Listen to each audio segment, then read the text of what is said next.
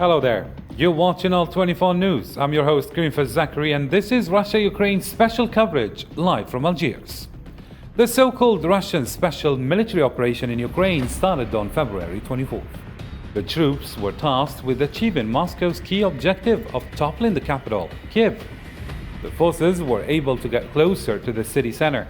However, Ukrainian opposition forces successfully defended the capital until Russia withdrew.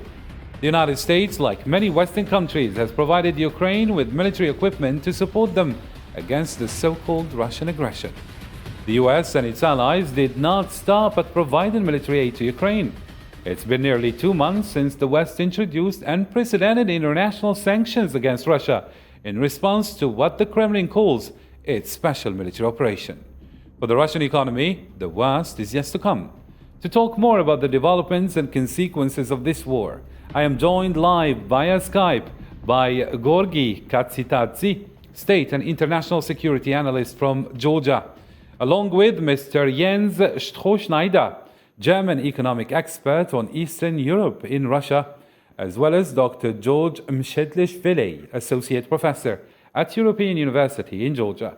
Thank you, gentlemen, for joining us. The discussion begins right after this break.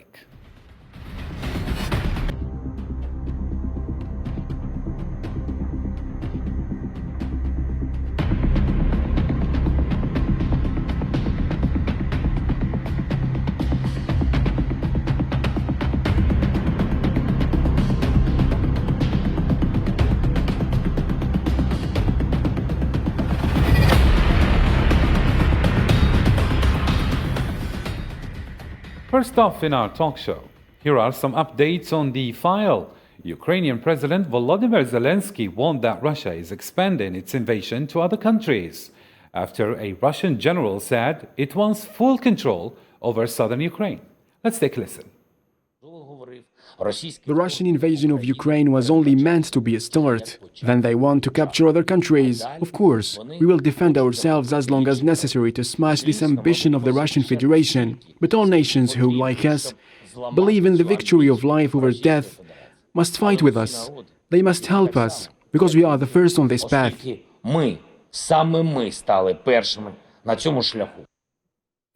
So let me start with you, Mr. Georgi Katsitadze. How do you read Ukrainian president's message to the world? Do you believe that Russia is really aiming at seizing other countries as it is alleged? First of all, thank you for inviting me. I would like to mention that it's all started in the beginning of 90s even, just another phase of Russian aggression. So we will not be surprised if Russia, in any success in Ukraine, probably to even imagine that they see the southern part of the country, they then move in Moldova or even Georgia. So I will not be surprised in this. So we should be really careful and listen to the Mr. Zelensky's notes that after the announcement by the Russian general, that's another kind of aim of the Russian military.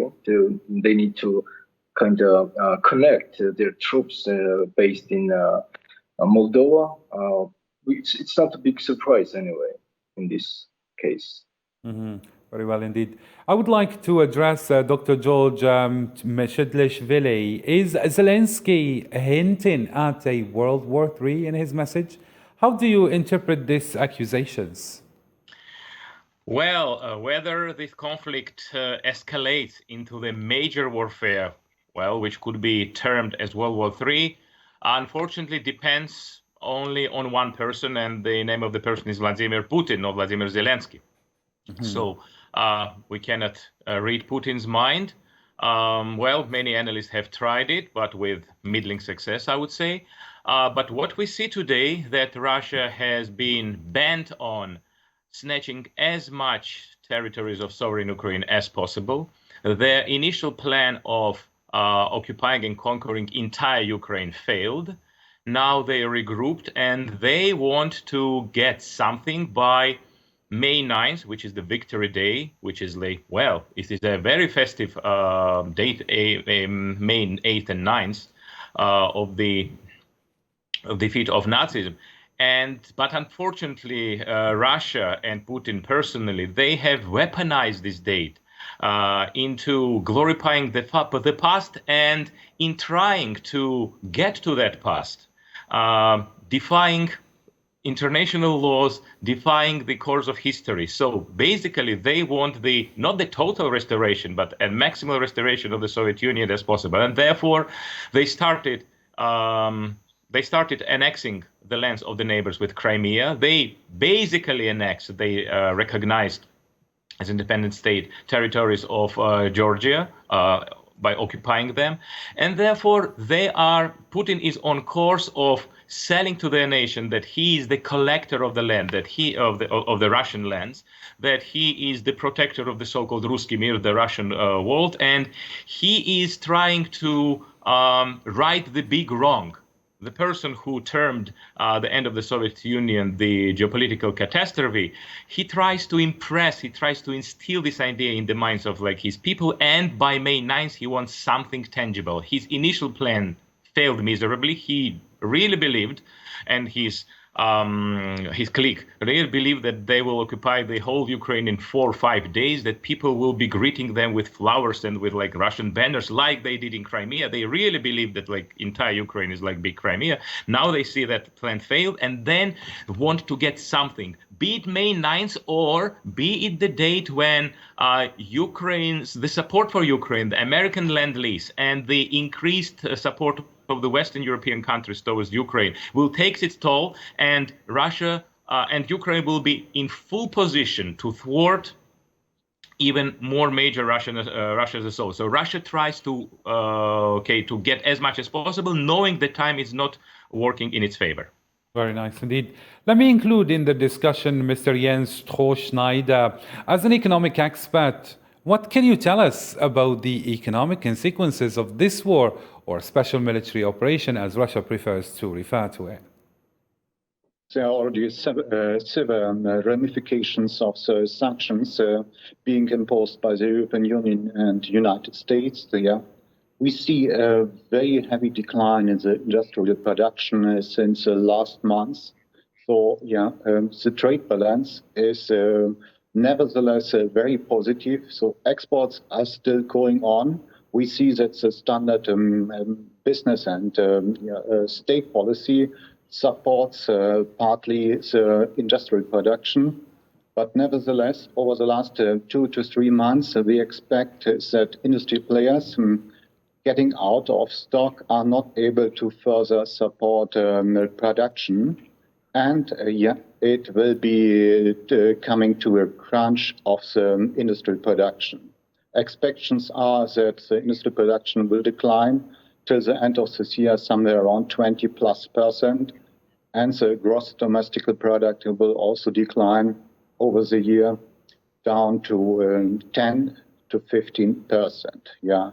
This goes along with a very strong crunch in investments. There are a lot of initiatives now here in Russia actually to redesign production processes and to redesign manufacturing based or with support of certain Asian countries. So do you believe that there is a way to work around these sanctions? Can Russia survive these sanctions imposed by the West? What kind of mechanisms can Russia implement on the ground in order to avoid that? Can you enlighten us further, please? Yes, similar sanctions are already in place since 2014 or even earlier. So the Russian industry developed a lot of flexibility to adapt to new sanctions. And there's quite a large market here inside Russia which supports demand, at least demand generated by the government of Russia, which is very keen actually to support this.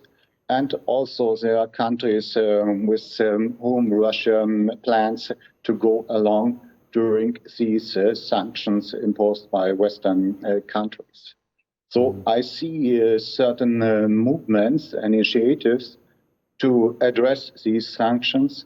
However, over the long term, in the next 2 to 3 years, we will certainly see a severe decline here in the technology development, in the industrial production, and in the overall living standards. What about the relationship between Russia and its traditional allies, such as India and China?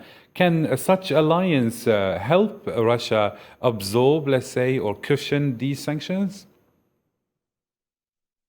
Yes, there are already talks in place. Mr. Lavrov, the foreign minister of Russia, has been in India last month, and there are deals now being signed as to the sales of main export products of Russia, mainly oil and gas, into Asian countries. So there are plans actually to improve these trade relationships with Asian countries. And I believe, yes, they will partly cushion this situation.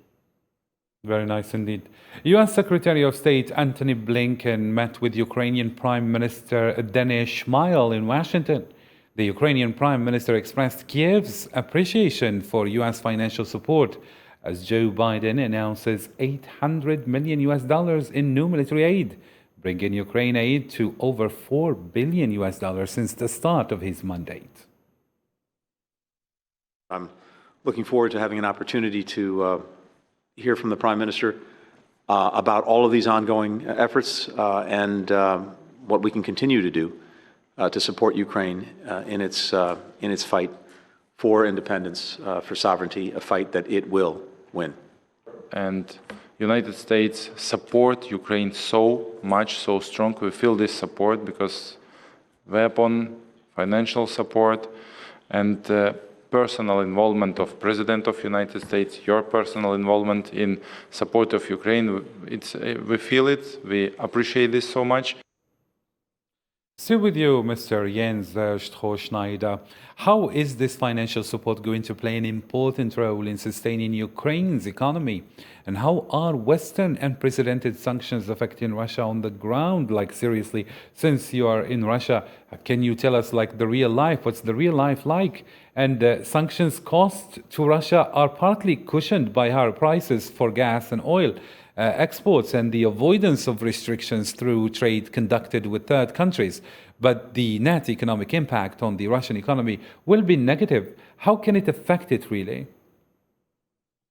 You are right. So Russia's trade balance for Q1 in 2022 is positive. They have a surplus, account surplus in the trade balance of about $51 billion.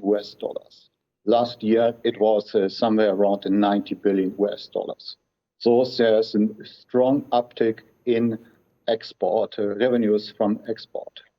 And there's a sharp decline also in imports, which makes actually this a very positive trade balance. This is one point. The other point is, yes, in the first wave of sanctions in February and in the first half of March, we had very high prices. So prices were rising very sharply, but now it's going down. So this also concerns the exchange rate of the Russian ruble, which is back actually to pre-crisis conditions and levels. As to the situation here in Moscow, it's you don't see anything about this. People try avoiding to discuss this matter actually. There are no signs in the street or something else which talks about having a war here. And but you have the news channels, state news channels, which cover this very heavily all the day through. Dr. George Chedlishvili, why is the West unwilling to face a nuclear opponent on the battlefield with their imposed sanctions?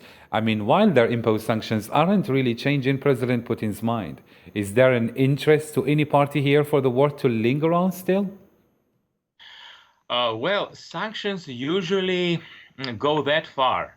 They, of course, weaken the economy. In the longer term, of course, Russia and the larger sections of Russian population will feel its bite. And again, so ruble is no longer a free currency, so therefore probably it's artificially buttressed. So therefore, yes, they will pay off. They will take their toll, but later on.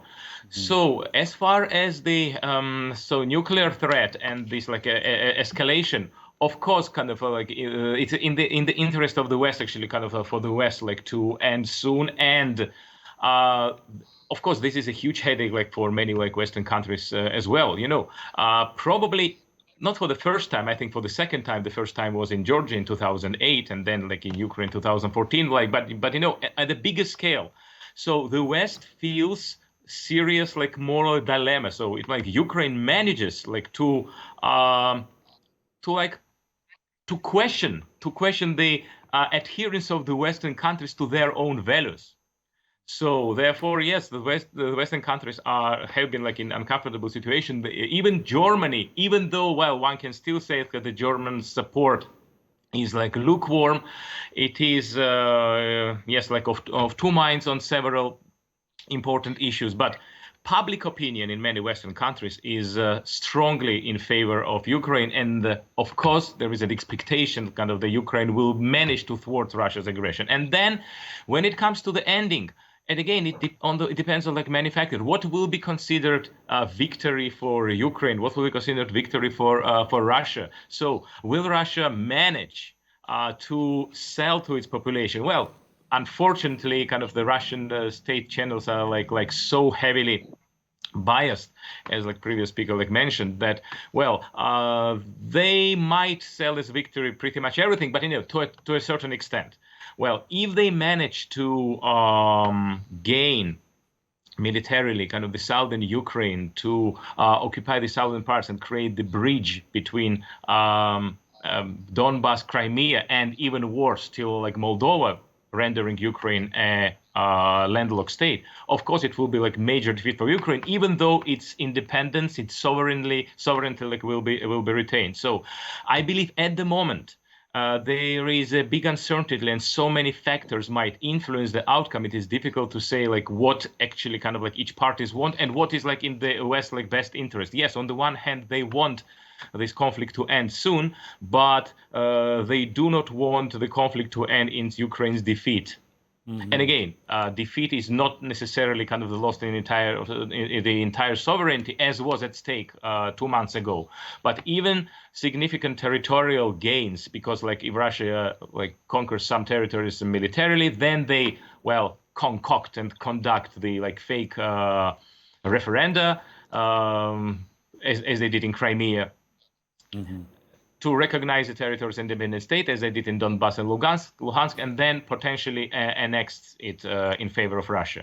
So that outcome will hardly be acceptable for Ukraine, and of course it will be general defeat of the West, because we should also continue. Yes, we are in another Cold War. Unfortunately, this Cold War periodically gets very hot and very bloody. And of course, like territorial gains on the part of Russia and the loss of territories like for Ukraine will be significant defeat, not only for Ukraine, but for the West as well. And again, the writing will be on the wall for countries like Georgia and Moldova. Georgia knows firsthand what Russian aggression is and what occupation of the territories is. And obviously, kind of, we do not want the repeat of that aggression. Very nice indeed. Mr. Gorgi Katsitadze, of course, the economic effects of the war and the sanctions will be felt across the world. What does your analysis suggest will be the effect on world GDP and inflation, and what are the channels through which this can happen? I'm not an expert in the economic field, but anyway, it's pretty clear that we'll face the consequences. But most important is that collective West, the European Union, the US, making no mistake here, they're trying their best actually, and sanctions this time to became kind of intense to kind of try to change the Russian mind anyway. But for instance, even African countries or Asian countries and other countries across the world, the economic situation will be a bit strange or dire because Russia and Ukraine already canceled their products to be exported because they need it most, right? And they are the biggest, one of the biggest exporters in the world for instance, grain and other substances anyway.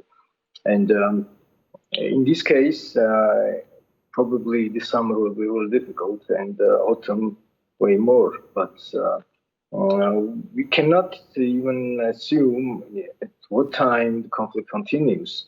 But as my colleague mentioned, it's not clear for either side what will be considered as a victory, because it's pretty obvious that Russian aim, and Russia did not even achieve the political or military aims yet, and their military performing really poorly in this case.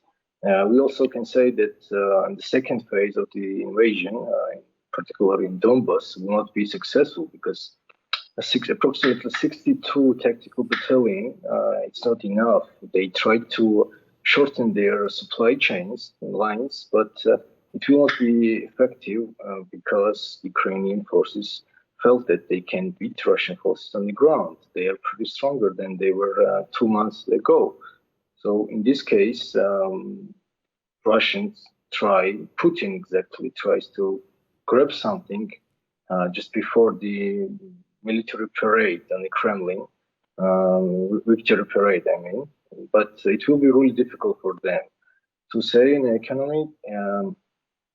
Ukraine already lost their near approximately 42% of economy, and it will be way more difficult for other countries too, because not only the Ukraine and Russia suffering the great losses in the economic field.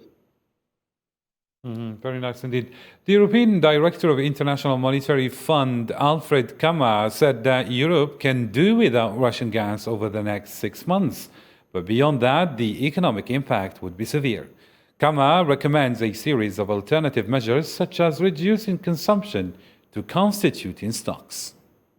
It's telling us that over the first 6 months, Europe can deal with such a shutoff by having alternative supplies, by using existing storage, so that Europe can deal for the first 6 months of such a shock in terms of its economic activity not being unduly affected. However, if that gas shutoff were to last into the winter and over a longer period, then that would have significant effect. Back to you, Mr. Gorgi Katsitadze. Apparently Europe can do without Russian gas over the next 6 months. What alternatives are there here? And what about the costs? Aren't products coming from farther nations costlier? From the beginning, it's clear that it will be really difficult to get another source of supply, but particularly US is ready to accommodate that request, and other countries too. For instance, even Britain and Norway. We should take into consideration the eastern countries, maybe from the Central Asia, but it requires time. But finally, Europe reached the point that it's pretty clear for them that they cannot rely on Russian resources, and particularly gas, because Russian so many years already using to jeopardize the West to either raise the price or cut the energy entirely. So they cannot live in this case longer like this, because it's pretty, I would say, it's against even the agreements, because in the beginning of 2000s, when the Russia were really poor in the economy and they starting to get back on their track and feet, especially Britain and other European countries helped them immensely to invest in energy production. But as soon as Russia kind of felt the power enough, they started to jeopardize the West. But we're witnessing the major changes in geopolitics. But there are other sources for sure. For instance, tiny European country, Lithuania, said entirely no to Russian oil and gas. They kind of were preparing for this. Of course, the Lithuanian market is so small, but it's also means that it's a political decision. Of course, it will be difficult, but nothing worth comes easily. But in this case, they cannot continue to live like this in European Union, I think. Speaking of European Union, I would like to ask Dr. George Mchedlishvili, what and how large will the economic effect be on the European Union, according to you? Well, the effect, of course, will be significant and long term. But it's like EU economy. This is the largest economy if you take like EU 27, and of course, kind of this economy has depth, and of course they will, because of like a mutual investment, they will be able to easily accommodate and cushion and like weaken the effect over the long term. When it comes to energy security, as the previous speaker, George Katsitsadze, very rightly mentioned, it will take time. And we have success story like Lithuania. And generally, when it comes to energy dependence, I think, well, the only contentious issue is energy, because when it comes to agriculture, not forgetting that like Russia and Ukraine, they are major producers and exporters of grain, wheat, and like many other agriculture, and like sunflower oil. We will see that particularly in the poorer countries will pay a heavier price because, for instance, 20, 30, 40% increase in agricultural produce, of course, will hurt poorer countries more. In this particular regard, European Union is much safer because of its like economic strength and depth, although it might cause some political upsets over the long term. Well, I know generally, of course, it's not like mortal, it's not like dangerous, like to have 3-4% economic decline, for instance, over the next year. But European electorate is very elastic in this particular, the non-elastic, sorry, in this particular regard, and they might, electorally like punish the incumbents, who they will believe are partially to blame for the economic decline. Yes, it will be the circumstances which are beyond their control because it's like a war of Russia and Ukraine, and European Union is next to that area, and European Union and Europe in general is involved in the conflict, like on the side of Ukraine, like to differing degree across the countries. So obviously there will be an effect, but it's going to be minor. That's what you mean. It's going to be something minor. Obviously, it will be minor in economic terms. Okay. And for this, I would like to have Mr. Jens Strohschneider. Sorry to cut your thought, since we're running out of time and we have only roughly 1 minute, 20 seconds left. Mr. Jens Strohschneider, do you agree with our distinguished guest? And in addition, what will all this mean for Russia's GDP and inflation? Can you enlighten us further to close the debate? I agree with both speakers. This will have a heavy influence at the Russian industry. Nevertheless, I believe we have a lot of creative and smart enterprises and entrepreneurs in Russia to develop new technologies. This was already starting several years ago, and I believe Russia will find its place in the global industry and the global economy. There I'm very sure. It depends actually, yes, on the political environment, but there's a strong will actually to cooperate on a global level with players all around the world to develop new technologies to save the climate. Yes, this is a major cause also in Russia. And I'm sure that Russia will sooner or later also add its value to these global objectives. Thank you so much. And with this, ladies and gentlemen, our special coverage concludes. Thank you, dear guests, for your participation and thorough analysis.